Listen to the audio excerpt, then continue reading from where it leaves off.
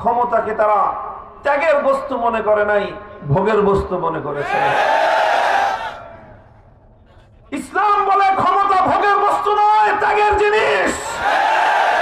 ক্ষমতা তোমার ভোগ করার জিনিস না। আমাদের দেশের এই যে প্রচলিত পশ্চিমা সভ্যতার রাজনৈতিক ব্যবস্থা, এই রাজনৈতিক ব্যবস্থায় যারা ক্ষমতায় আসে সে তো মনে করেই যে আমাদের সুদিন আসছে।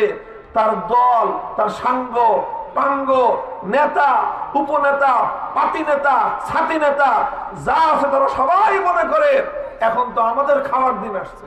প্রচলিত রাজনীতি যারা করে তাদের প্রত্যেকের চিন্তা একটাই, যে যতদিন বাইরে থাকবো ততদিন ছেলে পেলে পালবো, ততদিন যত খরচ করতে হয় সব খরচ করব, এদিক দিয়ে ওদিক দিয়ে নানাভাবে খরচ করব।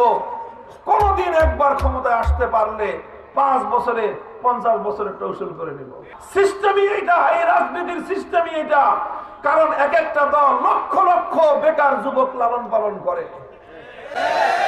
প্রচুর পরিমাণ যুবক ছেলে আছে প্রচলিত রাজনীতি যাদেরকে কোনো ভালো কাজে নিয়োগ করে না, চাকরি নাই, ব্যবসা বাণিজ্য করে না, কিচ্ছু করে না, ভাইয়ের সাথে চলে, মিছিল করে, মিটিং করে, সমাবেশ করে, রাজনীতি করে, এই হলো তার প্রফেশন।